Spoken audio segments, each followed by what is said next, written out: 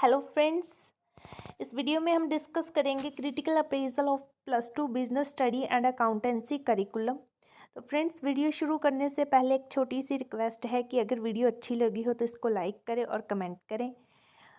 तो फ्रेंड्स, इसमें हम डिस्कस करेंगे क्रिटिकल अप्रेजल, यानी कि इसके मेरिट्स, डीमेरिट्स और सजेशंस कि कैसा है। हमारे सीबीएसई बोर्ड द्वारा जो पैटर्न दिया हुआ है कॉमर्स के लिए वो कैसा है।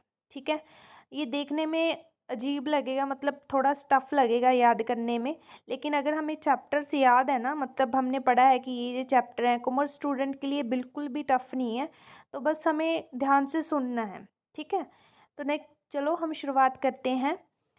सबसे पहले इंट्रोडक्शन है, जो the accountancy syllabus at the CBSE senior secondary level give student a firm foundation in basic accounting principle and methodology and make aware about changes take place in analysis of accounting information. तो जो भी syllabus दिया गया है CBSE senior secondary level पे, वो उसका main M यही है कि जो अकाउंटिंग प्रिंसिपल्स हैं या कन्वेंशंस हैं उनके बारे में बच्चों को समझाना। ठीक है, तो इसका मेन पर्पस क्या है? It's main purpose is developing understanding about nature and purpose of accounting information. कैसे नेचर और अकाउंटिंग, कैसा नेचर है अकाउंटिंग इंफॉर्मेशन का, और किस तरीके से जो कोड ऑफ बिजनेस है वो हम यूज़ करते हैं। ठीक है, तो the analysis of 2012 syllabus is follow. तो इसमें ये है। तो सबसे पहले क्लास +1 में चेंजेस आया है।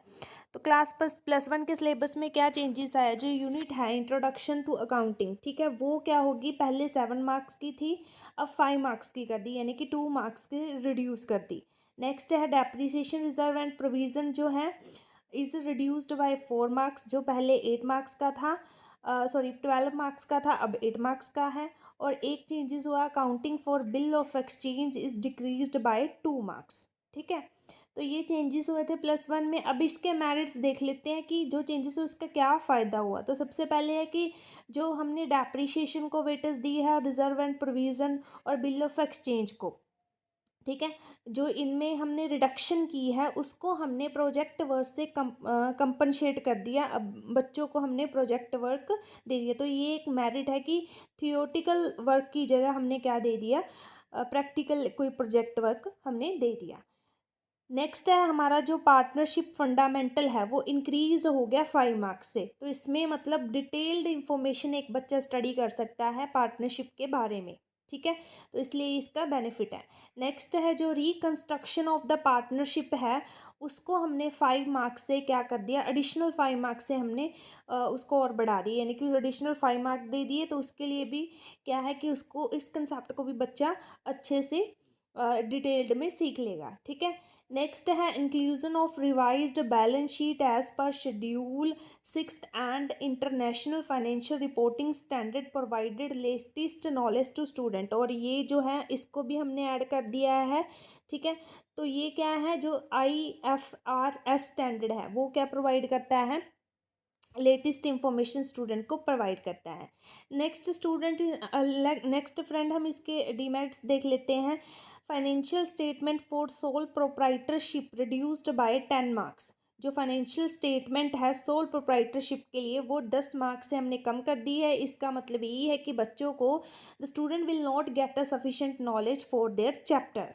ठीक है, दूसरा क्या है, जो रेशो है, देखो इसमें डिफरेंट डिफरेंट रेशो है, ये हमने पढ़े हैं, earning per share, dividend per share. जब हमने फाइनेंशियल स्टेटमेंट्स जो हमने की होंगी तब हमने ये रेशो पढ़े हैं, earning per share, dividend per share, profit earning ratio. ये हमने क्या कर दिए, डिलीट कर दिए, जिससे बच्चों को रेशो के बारे में ज़्यादा डिटेल्ड इंफॉर्मेशन नहीं मिल रही। ठीक है, नेक्स्ट है जो कन्वर्जन मेथड है नॉन प्रॉफिट ऑर्गेनाइजेशन के लिए, उसको भी हमने क्या कर दिया, डिलीट कर दिया, मतलब उसको भी सिलेबस से ख़त्म कर दिया।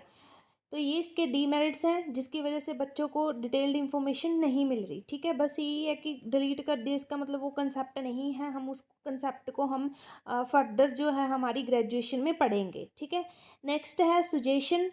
इसका यही है कि जो रिकॉर्डिंग ऑफ ट्रांजैक्शन है, जैसे रिकॉर्डिंग ऑफ ट्रांजैक्शन यही होती है ना, जो हम एंट्रीज करते हैं जिनमें जर्नल में है, लेज़र में है, सब्सिडरी बुक है या अकाउंटिंग इक्वेशन है।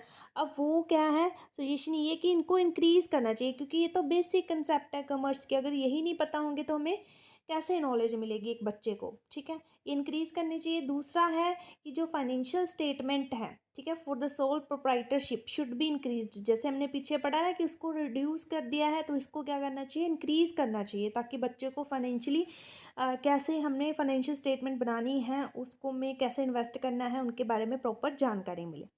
नेक्स्ट है जो फंड फ्लो स्टेटमेंट है, शुड बी ब्रिंग बैक। अब तो देखो कैश फ्लो स्टेटमेंट है, तो फंड फ्लो स्टेटमेंट क्यों लेके आनी चाहिए, क्योंकि बच्चे को इन दोनों के बीच का जो डिफरेंस है वो पता चल सके, ठीक है, तो और उनको फंड्स की एक अच्छी नॉलेज मिल सके कि कैसे हमें फ़ंड इन्वेस्ट करने हैं, short term, long term, medium term, तो उनके बारे में नॉलेज मिल सके।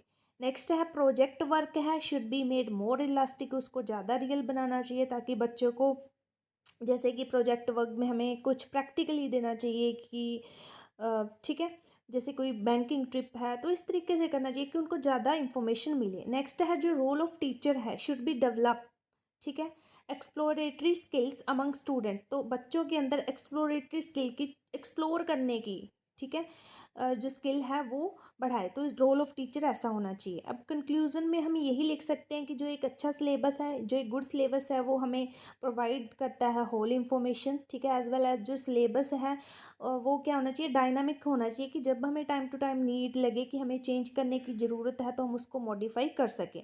तो जो अकाउंटिंग स्टेटमेंट है उसका मेन एनालिसिस या अकाउंटिंग एनालिसिस